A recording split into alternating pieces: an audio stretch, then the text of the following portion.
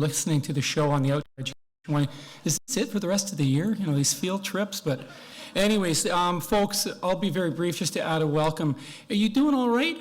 Everybody's going to be all right? We do have a counseling program with St. George's Withdrawal, because I'm serious. Year after year, I'm always amazed at the parents who turn to us and kind of, I don't know if I'm going to make it. I'm missing the school. I'm just, thinking of June is getting me nervous and so on, but you will get through it. Besides, we want you involved with the school for decades. We want your grandsons here. So please do enjoy the remaining months. How many lifers out there wave? We've got a few lifers. Wow, fantastic. Fantastic. And how many since grade 8? Joined us in grade 8 onwards. And boy, the years zipped by, didn't they? You know, we warned the boys in late August, early September that they've got to really enjoy this final year because it will zip by. And it's a special year for me as well because I kind of graduate with your boys retiring this year. So I'm certainly looking forward to the celebrations in June as well. But certainly do enjoy it. You're going to get great information tonight, and you've got such a wonderful supportive team here.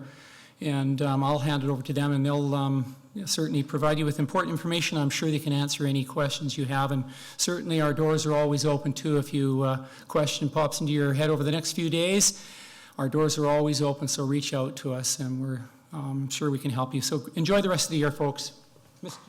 I'm supposed to introduce Mr. Collins. Mr. Collins, come on up.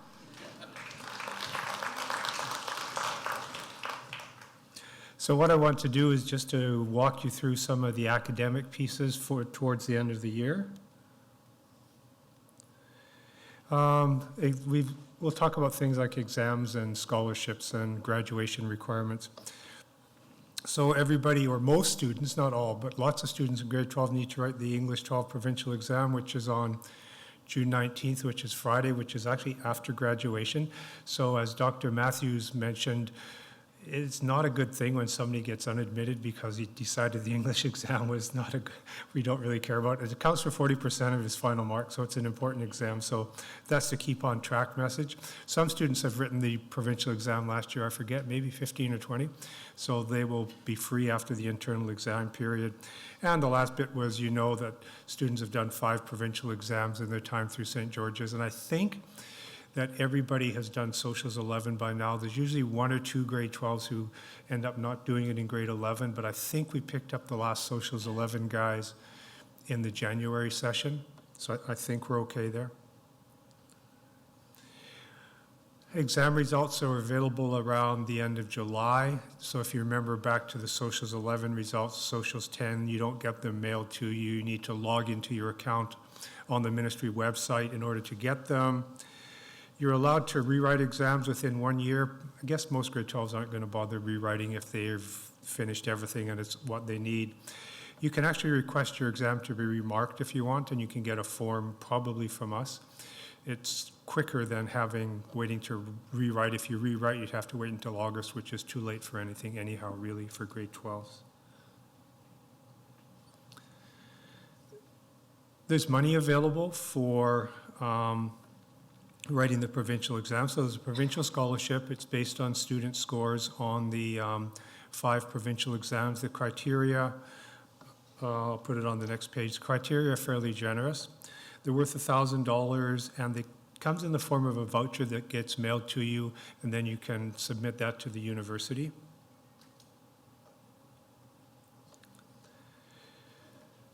What happens is the criteria for the provincial exams for the provincial scholarships aren't super rigorous. The ministry changed them a few years ago, and I was thinking that's not very rigorous. A lot of students will qualify for that. So then they changed it that you had to be within the top 5,000 students in the province. But I think lots of St. George's students still do get these scholarships, and it's $1,000 that goes directly to university. So that's one possibility.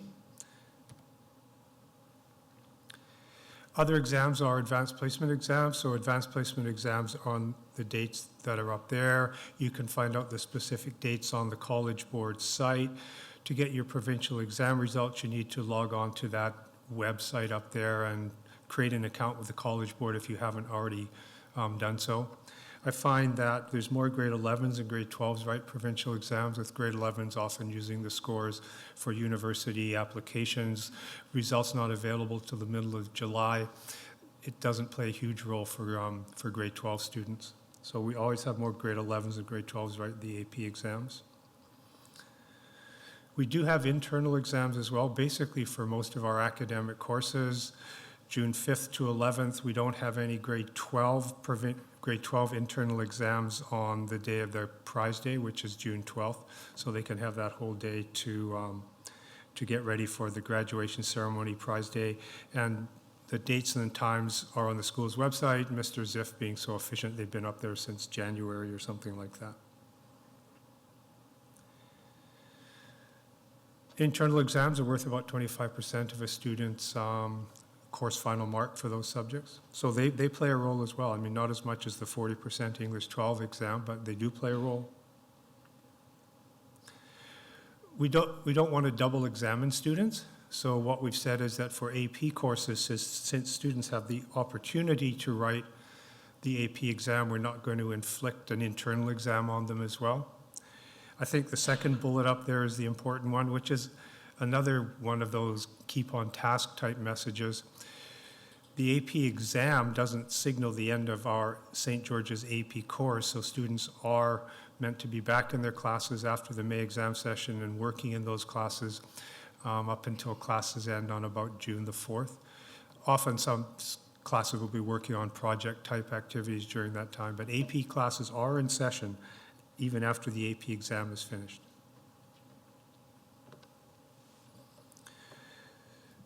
Another way that students can earn money for university is through what used to be called the District Scholarship, and then it was called the Dogwood District Scholarship, and now it's changed its name for a third time to the District/Authority Awards.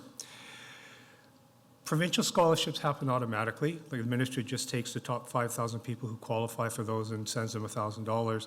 Students need to apply for the district scholarships, and the categories are up there. The application deadline is in a week. Students have started applying already. And what we have is we have an adjudication evening towards the end of April, and it's actually a really cool evening because we have a lot of talented young people here, often showing off their work in the fine arts area, but there's all of those other areas as well.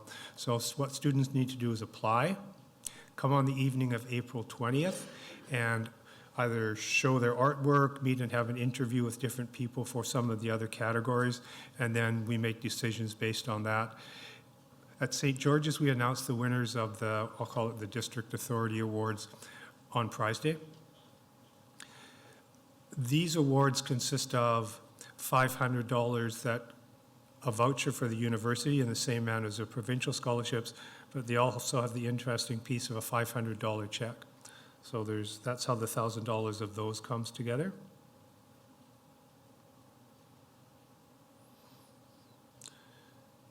You can read that up there. What happens is the number of these awards that are available are based on the number of students in our area. There's probably about 100 available for the Vancouver area. Traditionally, St. George's students do really well for these district scholarships, so it's worthwhile applying. And I guess the third thing that's available for money from the ministry is a program that's called the Passport to Education. You may have heard us speak about it before. Students have had the opportunity to earn a stamp, and it's really a physical little booklet, and they send stamps to the school. It's based mostly on marks, and students have the opportunity to earn a stamp in grade 10, grade 11, and grade 12. The ministry is phasing out this program, so the last students to get Passport to Education stamps are your sons, and so the grade 12 stamp will be the last stamps that are awarded for the Passport to Education. So we have these physical booklets, and we'll mail them to you probably in the middle of the summer. The thing with the Passport to Education is the number of stamps that are available at St. George's is based on the total student enrollment in grade 12. So we're looking, last year we had about 25 stamps. St. George's is a pretty big pond, and there's some pretty strong students at the top end. So if you count down 25, you're still looking at some really strong students. So there's some strong students at St. George's who may have got a passport stamp at another school that doesn't have such a high top end, but might not get a stamp here. So that booklet will automatically arrive. We'll mail that to you. If you don't get one, you can phone and see just how things played out. And it might be that students, it's not an all or nothing deal. So students may have had a stamp in grade 10, but not in grade 11, and then a stamp in grade 12. So, or they may have had all 3 stamps. So all of those are possibilities. You can check on the ministry website, and I find their website's pretty good for finding information on. And on the ministry website, you can find out details about these awards.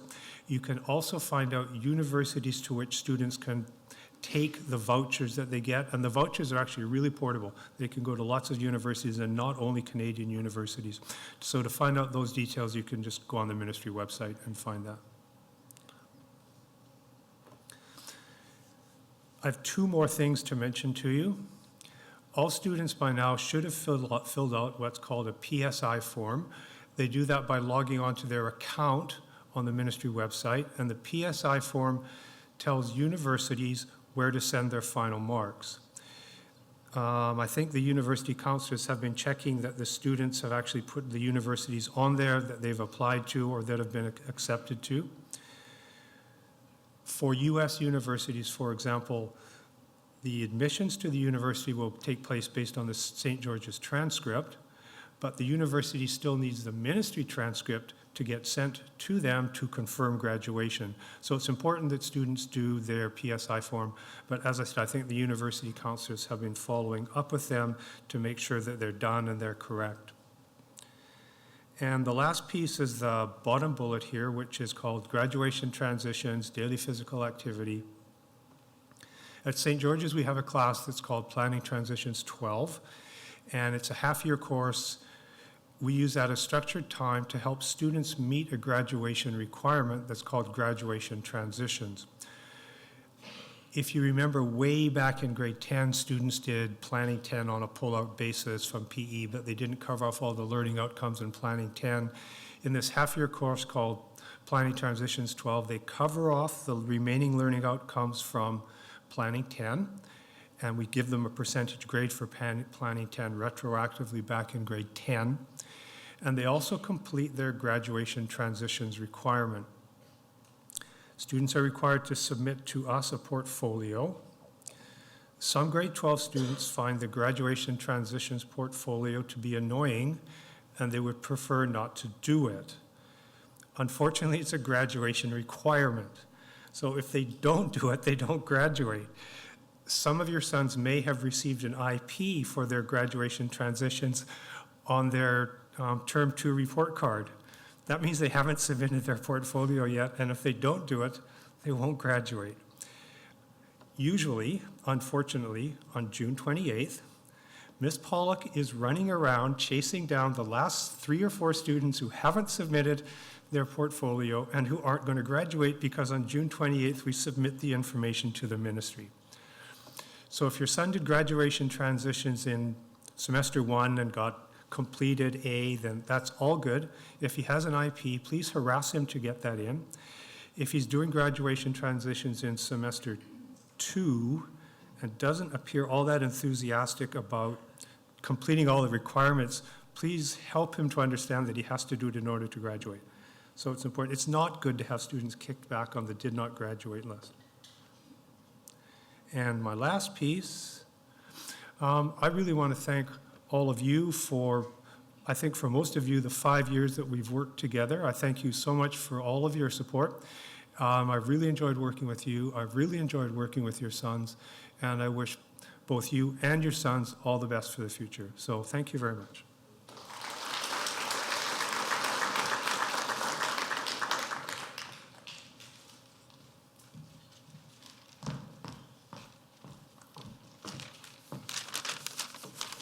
Hello, everyone.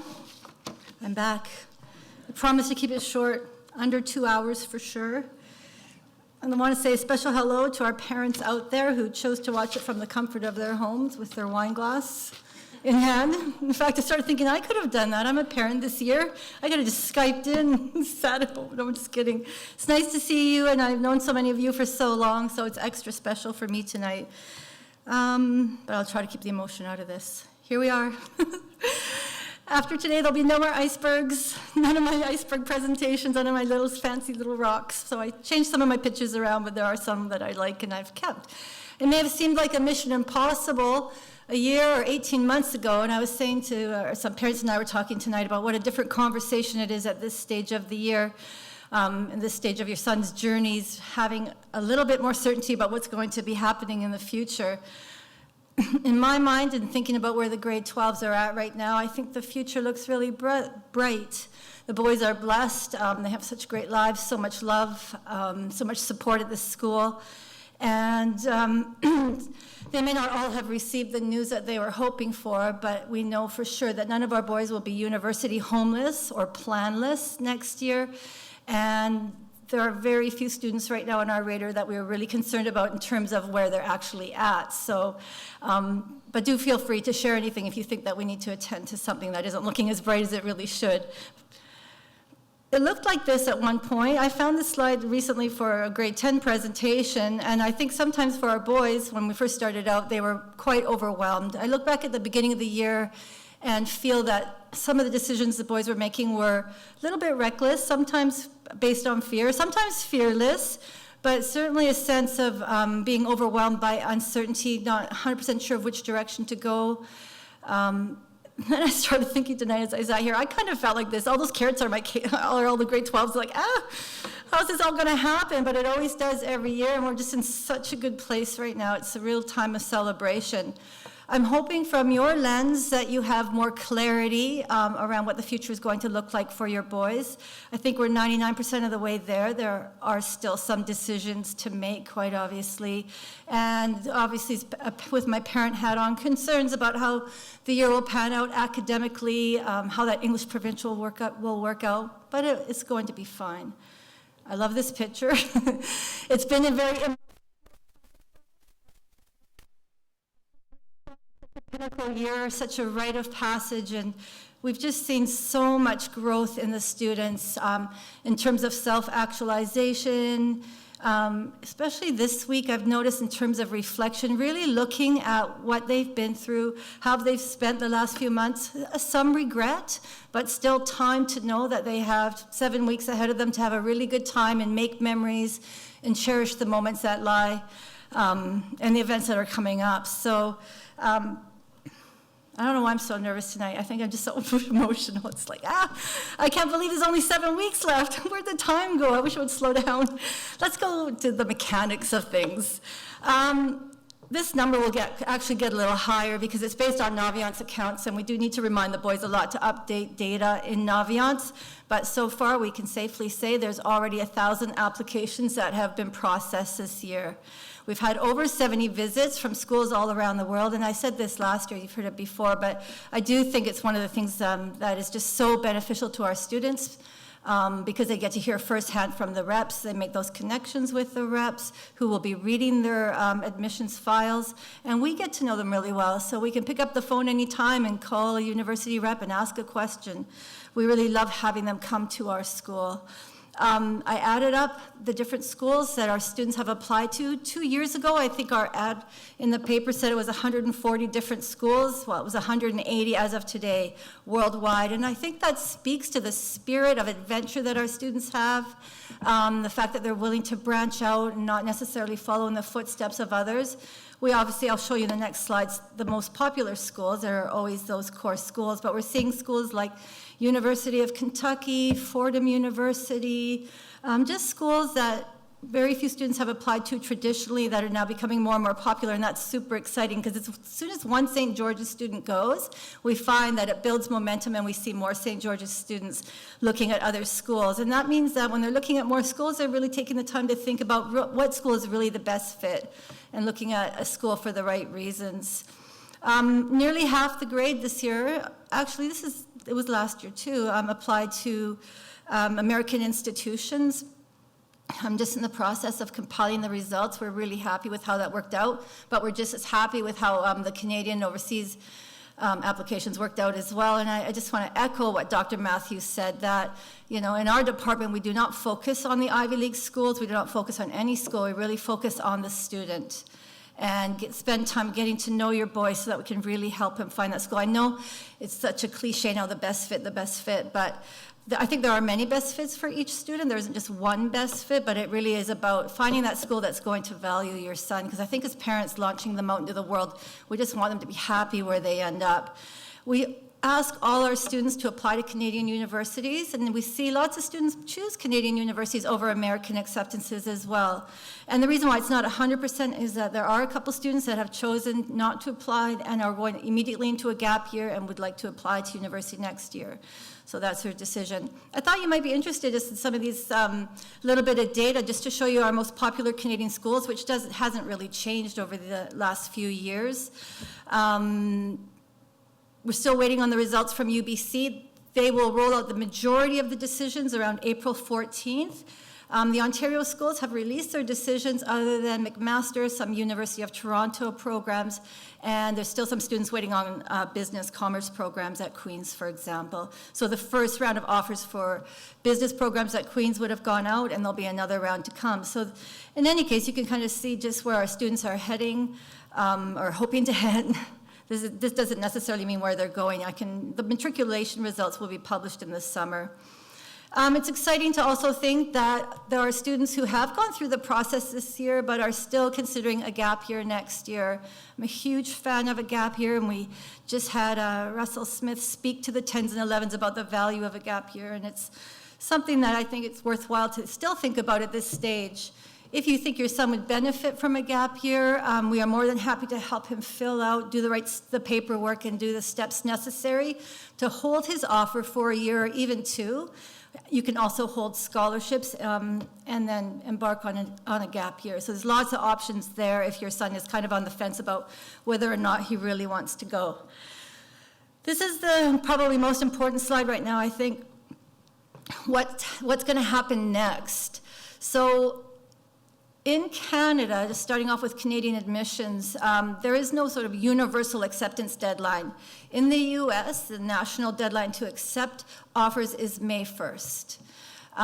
So if you have a son who's been waitlisted for a US school, he will not find out whether he gets off that waitlist until after May 1st, and sometimes into the summer months, meaning that to be strategic, you still need to accept another offer prior to that. It's really, really important, and I think this is something you can help your sons with, to read the conditions of their offers. Every offer, I shouldn't say every offer, most offers are conditional. Conditional upon graduation, conditional upon possibly a benchmark, such as Dr. Matthews referred to as the 80% Queen's Commerce asks for in English and math, for example. If it's a UK school, it's usually conditional upon getting 4s and 5s on the AP exams, or 85% in 5 grade 12 academic subjects. But I guess the important point here is just to make sure you really go through those letters for any university. Be really, really mindful of deadlines. I had one student already today come and say he'd missed the University of Toronto housing deadline, and it is problematic because it means that housing, for example, won't be guaranteed for him, and he might end up having to live off campus. So I think parents can really help a lot with this, especially if your son is undecided and is entertaining 3 schools right now, has all his offers on the table. You don't want to miss even just doing those housing applications just to play it safe for now. So there's still a lot to kind of think about. In terms of accepting offers, if your son has multiple Ontario offers, they know all this, by the way. We've sent all the information and gone through it with them. You can only hold one Ontario offer at a time. So there are some boys, for example, who are waiting to hear from McMaster Health Sciences.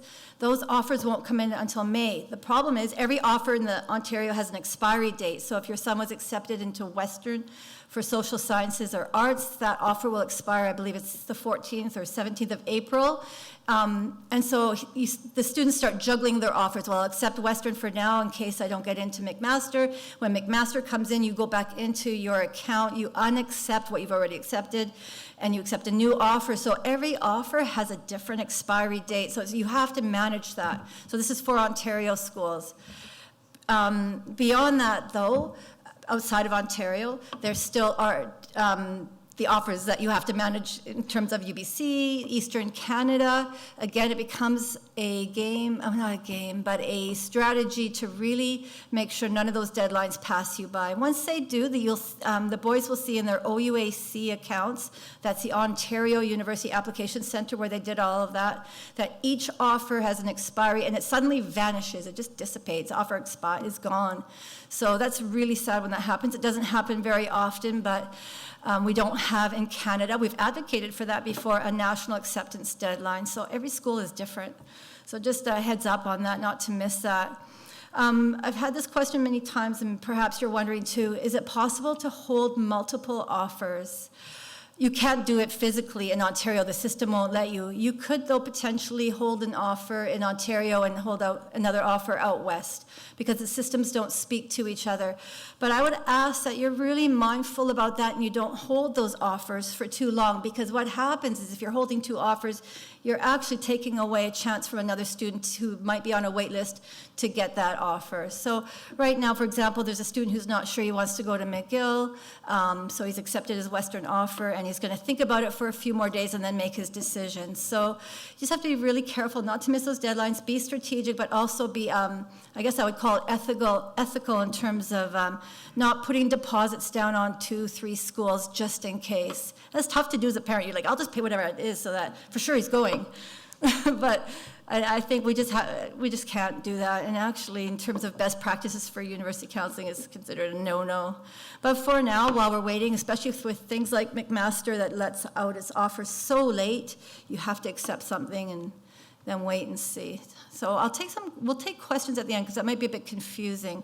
Residence deposits as well. So now what happens is your son has his offers in front of him. Each university is corresponding with him separately through 2 portals, his own personal email and his university portal where he actually has an account. And in that university portal, there's always something called a to-do list.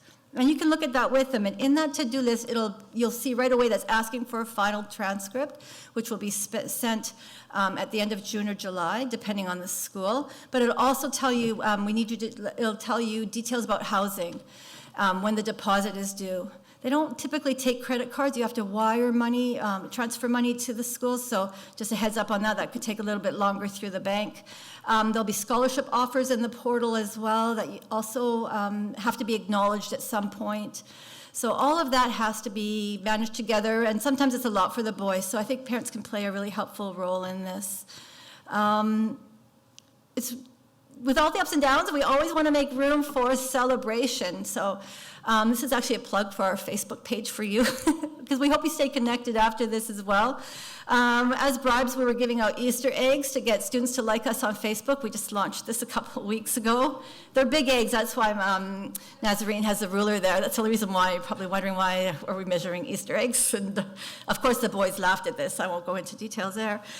I'm being recorded, aren't I? Ooh, memorialized forever. Anyhow, you won't get Easter eggs for liking us, but it's a good way to stay connected. And we are starting now to send out reminders, not just through Naviance and the reader boards and email, but also now through Facebook. So there's information there you might find useful. And if you have younger children as well who are in 10th grade or higher, there might be some great things for you too, some good reading material for you.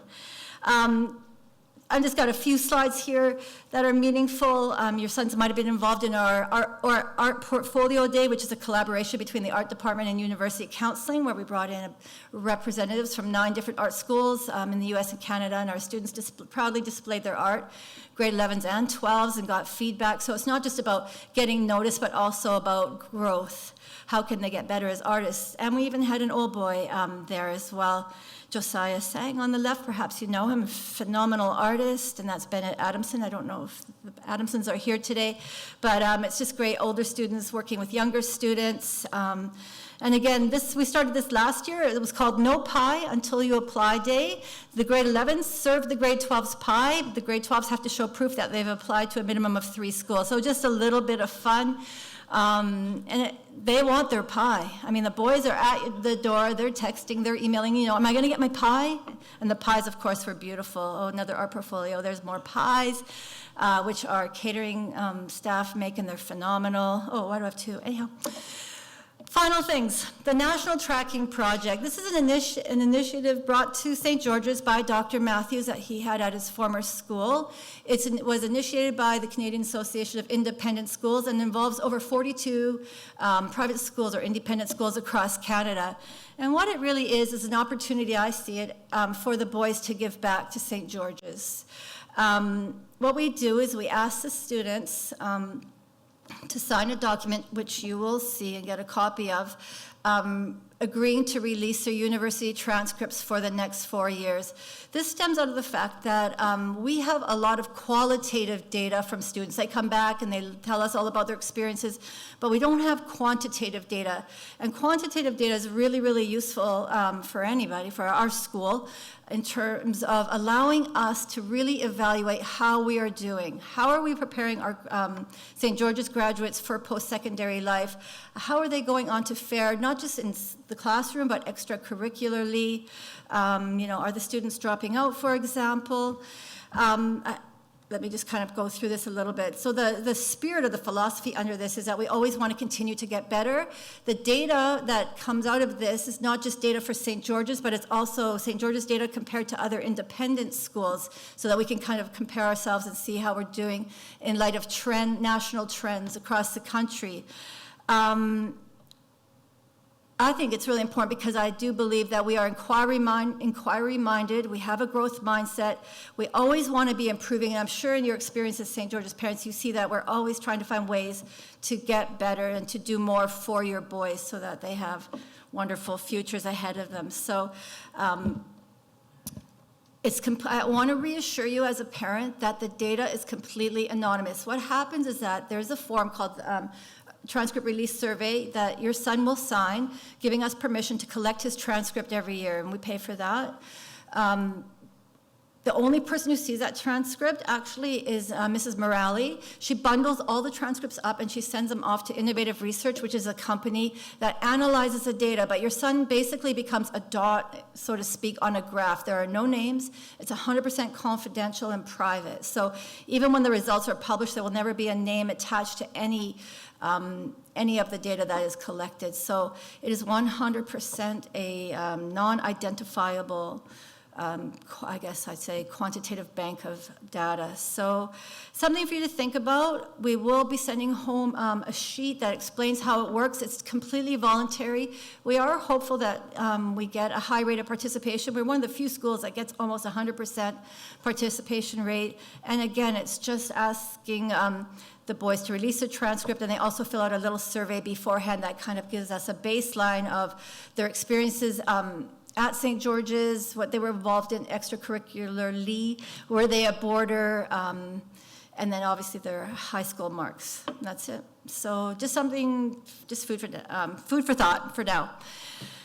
Finally, it's coming to an end, from baby booties to St. George's shoes to them running away from us, and or towards us in some way, I don't know. Anyhow, I'm not going to say too much because I don't want to lose it, but we will dance and cheer our boys at Prize Day and at the graduation. I look really forward to connecting with you as a parent, and I leave you with this thought, and we'll be around after. Thank you so much for listening. Take care. Bye. Thank you, Christine. We normally don't allow parents to speak at this function, but we thought we'd make an exception this year. Didn't you do well? And no Kleenex needed. Just wait. I've got a few slides for you. Wow, time flies. Maybe not tonight, but think about the last 5 years. I was looking, and it was 59 months ago that you were probably here speaking to or listening to Mr. Collins, listening to me. It would have been Mr. Matthews as well, or Dr. Matthews, I think was that one, as your sons were coming into the senior school, either joining the school for the first time for grade 8 or coming into grade 8. And can you believe that almost 5 years has passed since your little boys, some not so little, came to the school? They're now young men, poised and ready to move on to whatever life brings to them. It's quite an exciting position to be in. I've really enjoyed working with your boys. I'm able to look at some of them now and recognize them as they were in grade 8 when they first came in and I first worked with them. And it's been an absolute treat and pleasure to get to know them again, to reacquaint myself and see how that young boy has turned into such a fine young man. Virtually each day, my day starts with a conversation with Brian Paczynski, who comes by and just chats. And he is not unique in the grade. It's a wonderful experience. Mr. Lawrence, when he stepped down from this position, said it was the best job in the world, in the school, and I agree with him fully. And that's been reaffirmed every day with your sons. There are, of course, a number of boys who've joined us since grade 8, coming in grade 9 and grade 10. And they have also really enriched the school with their experiences, with their perspectives. And we have a lot of young men who are we're going to be sad to see go in a few months' time. I am here to speak a little bit about the graduation evening, or the evening and the variety of events that go on. But let me start off with this. All right, so again, if your son is a lifer, he'll be in this photograph. And I think all but 3 of these boys are currently at the school still. And that's Miss Yen, who's retiring this year. So she is graduating with your sons and Mr. Lawrence, although Mr. Lawrence has taken 32 years to get through the senior school. Hope you're doing well. There's a lot that's going to be going on in the next little while. So we still have Arts Week, sport and events, club activities, fundraising activities, student-run assemblies, contemporary music night, country fair, AP exams, spring music concert, student art sales, music awards, provincial sports championships, athletic banquet, internal exams, provincial exams, graduation events, and much more. So, as Dr. Matthews said, keep your sons supported at the school. Remind them that there's a lot of work to do in the classroom especially, but also in and around the school. There's a very positive buzz around the school right now. Ms. Wester said we've had a few very, very good acceptances, and you could feel that energy coming through the grad class. There have also been some disappointments. So remind your sons as they're celebrating or consoling each other to look after each other, enjoy the celebrations, but also make sure that all the members of the grade are well supported in this really, really busy time.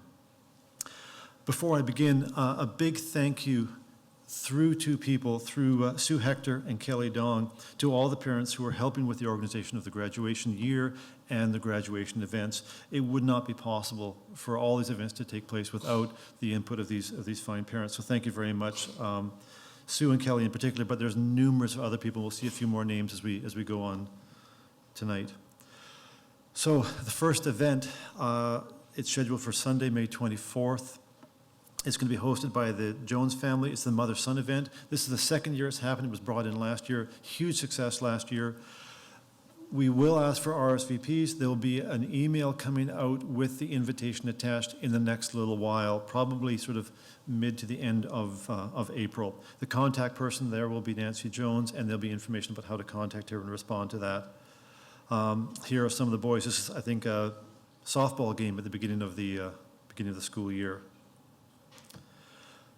The Dad Grad Breakfast, this is now in its 3rd year, and it has been a great success again. This occurs much, much closer to graduation, trying to tie in some of the parents who are coming back in from out of town. It's held at the school, McLean Hall. It's an early morning breakfast, so 7:30, so you have to get your sons up. That's your first challenge for the day. We do need to know, again, who is coming so we can have enough food for the boys and fathers. And I think the contact person there is going to be Lauren Morris, who will be organizing that. With regard to both these events, we don't mean them to be exclusive. There are a number of boys whose parents aren't close by, or they may not have a parent who can come to that event. So your sons are more than welcome to attend and bring somebody who is of importance to them, sort of as a surrogate parent for that event. There have been staff members who have been invited in the past. A lot of boarders will bring people from the boarding house, staff parents as well. So your sons need not remove themselves from those events if they would like to go. This is, again, sort of symbolic waving goodbye. Actually, I don't think that's what they were doing. Now we're getting right up into June. So there's a Georgian lunch, and this is held on Friday, June 12th. And this is the first of the big events on that day. So this is Prize Day. This is the graduation day. This is a chance for them to be welcomed into our school's alumni, the Georgians. It's just for the grads, and some of the Georgian executive will be there, and there's 1 or 2 teachers who will be invited as well. And Mr. Blackman's right here. I might get him to come up. Did you have a couple words you want to say, or are you just, sure, so I might call him up a little bit later, but he is the person who's going to be the contact point for your sons now as they move through post St. George's life. And I know I've been in a number of trips with Mr. Blackman. He has got a wonderful connection to the old boys, and that is growing and growing. He came into this position with many years of familiarity with the school because he's been involved in the boarding house for 7 years? 6 years. 6 years as well. There's Big Joe. I think that was opening day. He challenged boys to score a goal on him. He got quite a workout that day.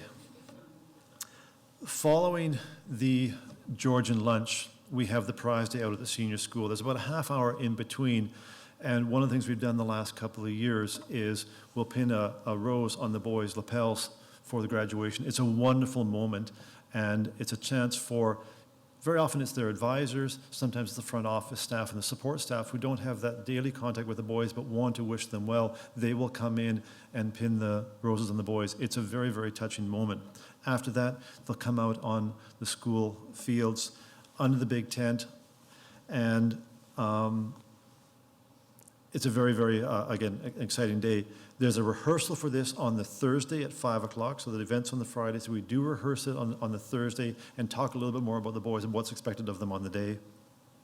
Tickets aren't necessary. That's always a question. How many tickets can we buy? You don't need to. It's a matter of just showing up. There is a section of seats reserved for grade 12 parents, for the graduating parents. But there are a lot of parents and there are a lot of family who want to come, so you are recommended to come in early. If you need any sort of special help with parking for senior relatives, Ms. Kudrick usually handles that. If there are questions, please contact me.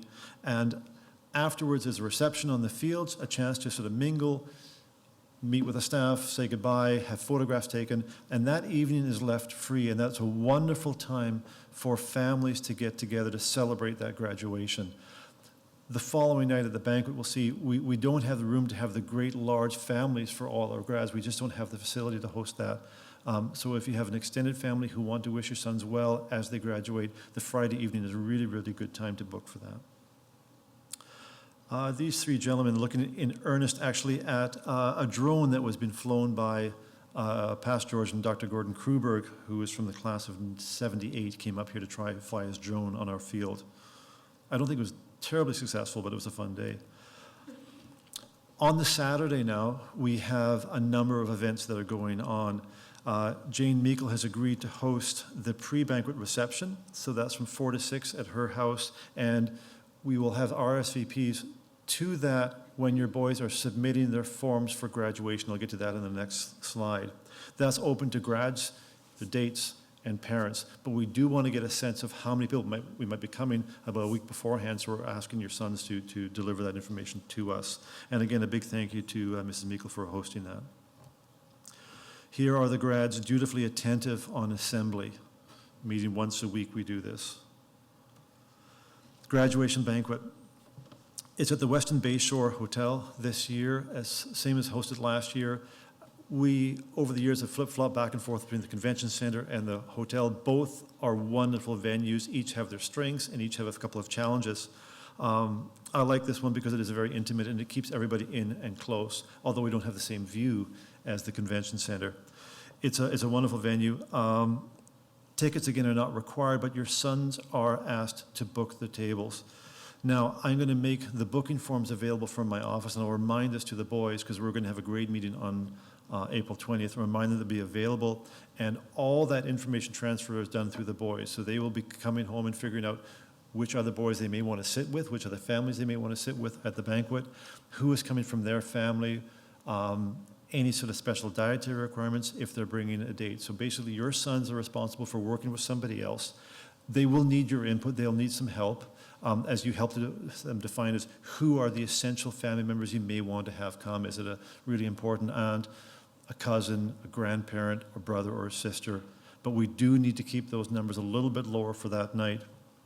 There will be a formal invitation mailed, and that'll be mailed out in April. And that is really just an announcement of the event, and it's a little bit of a souvenir. If you're scrapbookers, that will be part of it. It's formal or semi-formal. A lot of parents will go out and help their sons buy a tux. Every now and then we have a kilt. But also a really nice suit is also really good. And sometimes that's a bit more functional for the boys afterwards. And it's really up to the family to decide what's more appropriate at that level. Photographica, the same company that did the school graduation photos, they were here a few weeks ago to do some retakes and do some friendship photos. They will be at that event as well. They'll have a photo booth up. And so during the course of that evening, there'll be a chance to do family photographs or whatever you like to do. The only thing we've kept out, we don't have roving photographers. We found them to be more of a distraction in the banquet hall, so Photographica will be set just outside in the lobby. But you're welcome at your table to pull out cameras, phones, whatever you want to use to record. This is also a view of No Pie Till You Apply Day, well received by the grads. Now, moving ahead to the Sunday on the grad barbecue, the grad weekend, the Hectors, the brave Hectors, are hosting the barbecue on the Sunday. It's around 1 o'clock, depends what time the boys wake up, and it goes to later. And it's not terribly well defined, but there is going to be some good food there. That is for grads only. Invitations, again, will be sent out, so you have addresses and all that. And again, the contact person for that will be Sue Hector. And again, responding so they have a sense of numbers so they can plan accordingly is really, really valuable. Now, there was a slide that was omitted. This is, I visited one of the advisory groups a little while ago. Here the guys are earnestly working through something. I can't remember what we did that day.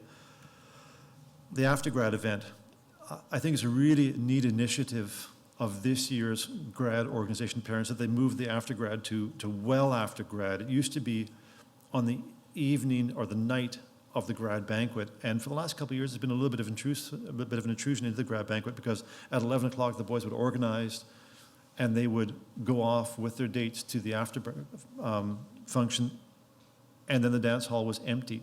I think the last 2 years, it's been Dr. Matthews on his own at about 11:30, just sort of dancing on the floor, enjoying the solitude and the relative quiet.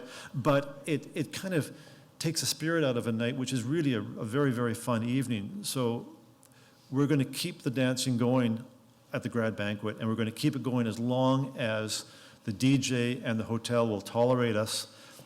And we're going to do the after-grad about a week later. So June 19th, if you remember from Mr. Collins' slides, is the day of the English 12. So it keeps the boys nice and focused and studying and preparing, and then they can celebrate again that night. It's not organized by the school, so I plead ignorance to anything that may go on. It's for boys and dates only.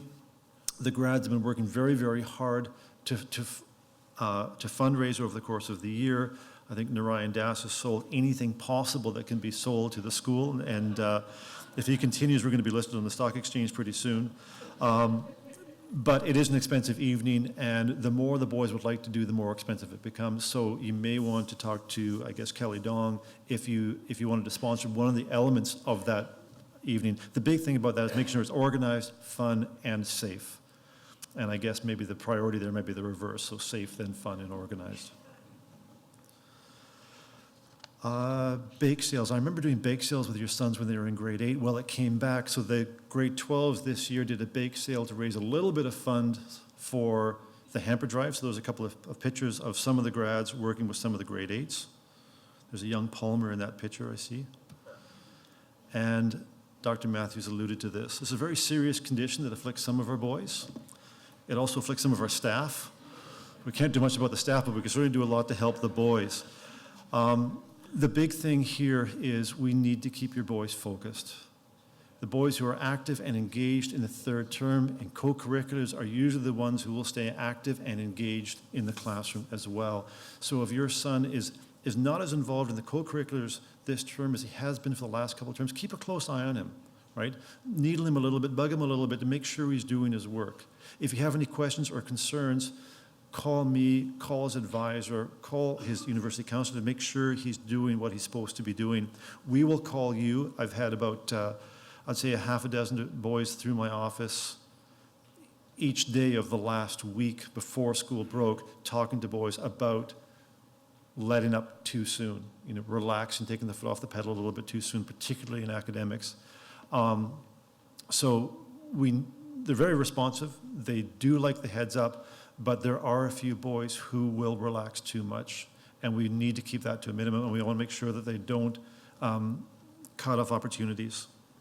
The only known cure is the phenomenon known as graduation. There is another cure, and that is just a good cohesive effort from parents, from staff, and the boys supporting each other and making sure they get through the last 2.5 months well. This is Fraser. This was, he's actually been followed by the National Men's Sevens team. That was a introduction for the Sevens side that's coming to Vancouver the next little while. The Georgians, and I'm going to ask Mr. Blackman to come up a little bit and just say one or two things about the Georgians. Yeah. Okay, Mr. Blackman. Thank you, Pat. Thank you very much for attending. I'll be brief. As your sons leave St. George's, they join the ranks of the Georgians, a phenomenal network around the world. You'll see some of the places that I get to visit at times and that events are held, whether I'm not there. It's a self-involved opportunity for the boys. They can be as involved as they want, and they can be here on a regular basis involved in Dragon's Lair or as a guest speaker on Careers Day or any number of events. They can also use the network to support their activities going on at university or as they launch their careers. There's a number of aspects to it. On Prize Day, during the grad luncheon, when I and a number of the old boys host your sons to lunch, we'll explain those details. There's a wonderful element to the school website that details everything we're doing, how to contact my office, how to contact me, and how I work to stay in contact with your sons and keep them connected to the school. It's a hugely important part of the value of the education your sons are getting and the value that the school offers back to you as a family and to them as they start their careers at university and on into the business world. I'll hang around tonight if you have any questions. I'm more than happy to answer. And look forward to welcoming your sons to the Georgians. As they cross the stage, I'll get to shake their hand and present them with a tie and really begin that formal relationship, which has already started with the rugby refereeing and the house parenting and everything else. So congratulations, and I'm looking forward to them joining my team.